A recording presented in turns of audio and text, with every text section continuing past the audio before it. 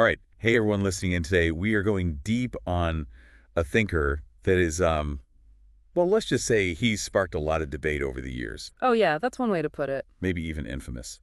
But definitely someone you'll run into a lot preparing for the UPSC, especially if you're like me and fascinated by international relations. Absolutely. And I think whether you agree with him or not, Machiavelli's ideas are essential to understanding how the world really works, which is, I think, kind of the whole point of IR, right? For sure. So, no sugarcoating today. We're diving headfirst into the world of Niccolo Machiavelli. Buckle up, because we're about to get Machiavellian. And for those of you listening who are already familiar with Machiavelli, don't worry, we're not just going to rehash the basics. We're digging deep into the stuff that is super relevant for your UPSC prep, especially for those tricky essay questions. We'll be focusing on concepts like virtue fortuna and raison d'etat terms you'll definitely come across in your studies.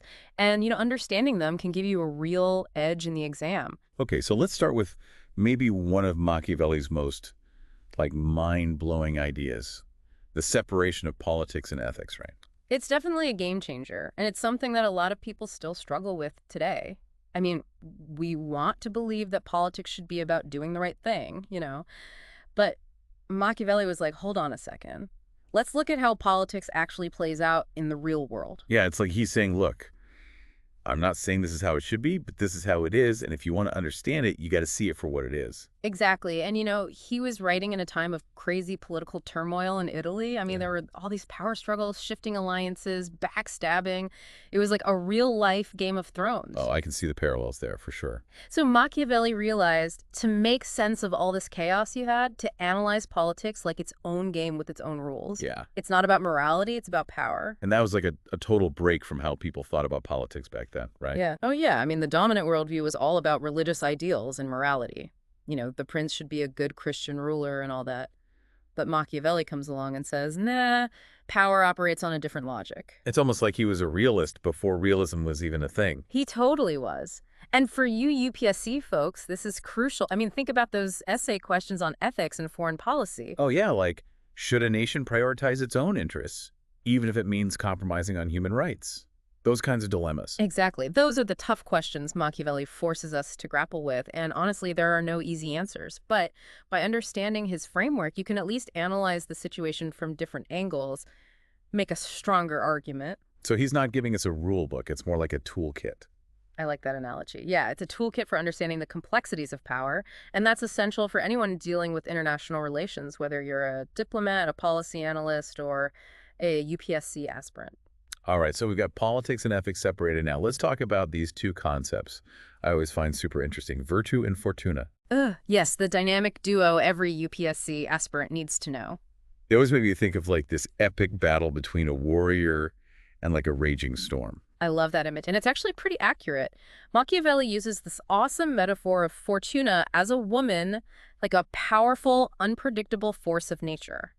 Think of it like that raging storm you mentioned. Okay, so it's chance, fate, all the things we can't control, right? Right, and then you have virtue, which is like the warrior's skill, their strength, their cunning, their ability to not just withstand the storm, but maybe even use it to their advantage. So it's not about like eliminating chance altogether, but being prepared to adapt and maybe even use it to your advantage. Exactly. It's about recognizing that in international relations, stuff happens. You can't control everything, but you can control how you respond. And a leader or even a whole nation with strong virtue can navigate those unpredictable waters and come out on top. So give me like a concrete example of this virtue and fortuna play in international relations. Okay, imagine a country that has like tons of oil reserves, right? That's fortuna. They're lucky to have this valuable resource. But having oil doesn't automatically make you a powerful nation. You need skilled leadership, smart economic policies, strategic alliances. All that is virtue, and it's what allows you to leverage that lucky break into actual power on the world stage. Okay, that makes a lot of sense. So it's Yeah. like you can have all the luck in the world, but if you don't have the skills to use it, you're not going to get very far. Precisely. And that's a lesson that's applicable not just to nations, but also to individuals like you guys preparing for the UPSC. You might get a lucky break with an essay question, but if you haven't put in the work to develop your analytical skills, your virtue, you're not going to be able to capitalize on that opportunity. I'm starting to see how these ideas are less like abstract theories and more like practical tools for understanding how the world works. That's exactly it. Machiavelli wasn't writing for some ivory tower. He wanted to give people a framework for understanding power and how to wield it effectively in a world that's often chaotic and unpredictable. So we've got the separation of politics and ethics. We've got virtue, battling fortuna. What else is there in this Machiavellian toolkit? Oh, we've got plenty more, but let's move on to another big one, raison d'etat, and this one is definitely going to spark some debate. Okay, bring on the controversy. All right, so raison d'etat, this is the idea that a state's interests should come before anything else, even like morality, ethics, the whole shebang. Whoa. Okay, that's a little intense. I mean, doesn't that just give states a free pass to do whatever they want? Like, where's the line? Yeah, it's definitely a concept that can be, misused. Yeah. But to really understand how international relations play out, especially for the UPSC, you got to see that states do operate this way a lot of the time. So it's not about saying it's good. It's more about understanding the motivations behind why states do what they do. Exactly. It's about recognizing that on the world stage, things aren't always black and white. There's a lot of gray areas, and sometimes states have to make tough choices that might seem unethical from like an individual perspective, but they're doing it to protect their interest, their security, their survival. Okay, so how does this whole raison d'etat thing actually play out in the real world? Like, give me an example. Okay, let's say you're looking at a conflict between two countries, a border dispute, for example. With raison d'etat, you can start to analyze, okay, what are the core interests of each state? What are they trying to achieve? And how are they justifying their actions, even if those actions might seem aggressive or, go against certain international norms? So it's like a lens for seeing past the surface level stuff and understanding the deeper motivations at play. Exactly. And this is gold for your UPSC prep. I mean, think about those essay questions where you have to analyze a conflict or a historical event. Understanding raison d'etat can help you craft those nuanced arguments that show you really get the complexities of international relations. Okay, yeah, that makes sense. It's like instead of just saying, country A did this and it was bad, I can actually dive into why they might have made that decision, what their strategic goals were, really get into the nitty-gritty. And that's what sets apart those high-scoring essays. You're not just stating facts, you're showing that you can think, critically analyze motivations, understand the bigger picture, and raison d'etat is a key part of that. Okay, so we've got separation of politics and ethics, we've got virtue and fortuna, now we've got raison d'etat. Is there anything else we need to add to our Machiavellian toolkit before we move on? Well, Machiavelli was a pretty prolific writer, so we could go on, but for the sake of your UPSC prep, I think there's one more key idea we should touch on, and that's his concept of a well-ordered state. Okay, so now we're getting into what Machiavelli thinks a good state looks like. This should be interesting. It is, because it might seem a bit contradictory to everything we've talked about so far about power and, pragmatism. But Machiavelli did have a vision for what an ideal state should look like. All right, I'm intrigued. Lay it on me. So for Machiavelli, a well-ordered state has a few key ingredients. First, you need security, right? A state can't function if its citizens are constantly living in fear. Makes sense. That's like the foundation. Exactly. Then you need justice, a fair legal system that applies to everyone equally. This helps to prevent those internal conflicts that can tear a state apart. Okay, so security, justice, what else? And of course, you need a strong military, to defend against external threats, because remember, Machiavelli was a realist. He knew that conflict was always a possibility. So it's like being prepared for the worst while hoping for the best. Exactly. But here's where it gets interesting. It's not just about force and security. Machiavelli also believed that a well-ordered state needed civic virtue. Wait, hold up. Civic virtue. Didn't we say that Machiavelli was all about separating ethics from politics? We did, and that's what makes this so fascinating. For Machiavelli, civic virtue wasn't about being a goody two-shoes.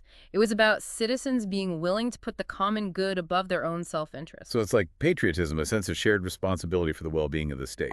Exactly. And this is important because a state can't function solely on fear and coercion. It needs its citizens to be invested in its success, to believe in its values, to be willing to defend it if necessary. Okay, so now we're getting into some of the more idealistic aspects of Machiavelli's thought. It's like he's saying, yeah, power is important, but you can't build a lasting state on power alone. You need a foundation of shared values and civic engagement. And that's what makes him such a complex and intriguing thinker. He wasn't just this cynical realist. He also recognized the importance of things like justice, fairness, and civic participation. This is really making me think about how we often view leaders and states in such black and white terms, like they're either good or bad, ethical or unethical. But Machiavelli is showing us that it's way more complicated than that. And that's a valuable lesson to take away for the UPSC. I mean, you're going to be analyzing real-world situations where there are no easy answers, no clear-cut heroes and villains. You're going to have to grapple with those gray areas and understand that sometimes even the most well-intentioned leaders have to make tough decisions that might not always align with our moral ideals. Okay, so we've covered a lot of ground here. We've got the Machiavellian toolkit, separation of politics and ethics, Freinet versus Fortuna raison d'etat, and this idea of a well-ordered state. Now what? How do we actually apply all this to the UPSC exam? All right, so let's tackle one of Machiavelli's most famous lines, and probably the one that's gotten him the most, criticism over the years. Oh yeah, the whole better to be feared than loved thing, right? Exactly, that one. It's the kind of statement that gets plastered on villain posters. Yeah, it doesn't exactly scream ethical leadership. It doesn't, but like with a lot of Machiavelli's ideas, it's easy to take this one out of context and miss the nuance. Okay, so let's add some nuance then. Break it down for us. Yeah. What did he really mean by that? Well, remember, he was writing in a time and place where power was constantly up for grabs. Italy back then was like a viper's nest of political intrigue. So not exactly a time for warm and fuzzy leadership. Not really. Machiavelli was looking at leadership from a perspective of survival, like how do you hold on to power when everyone's trying to stab you in the back? And in that context, he argued that fear is a more reliable tool than love.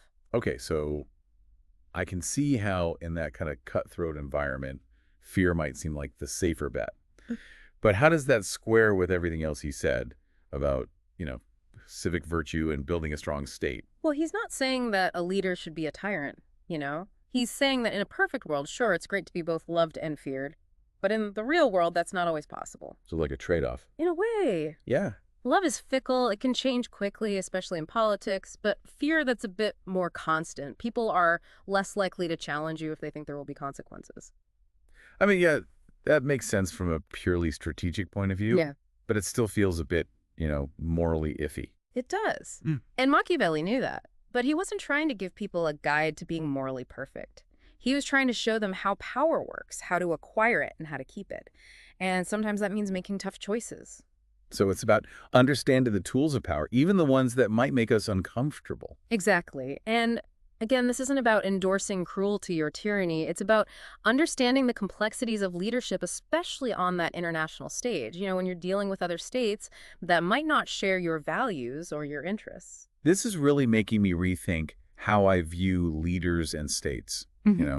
It's not as simple as good guys versus bad guys. It's about understanding their motivations, their strategies, the pressures they're facing. And that's what Machiavelli is so good at. He forces us to see things from different perspectives, to question our assumptions, and to grapple with those tough questions about power and ethics. Okay, so we've talked about separating politics and ethics. We've explored virtue and fortuna. We've wrestled with raison d'etat, and we've even delved into Machiavelli's vision for a well-ordered state.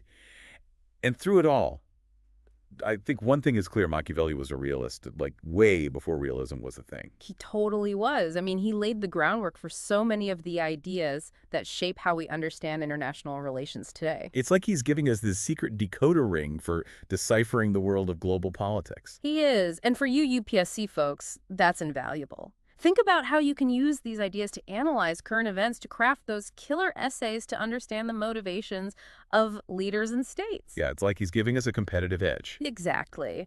So when you're studying those IR theories or tackling a tricky essay question, remember Machiavelli's insights.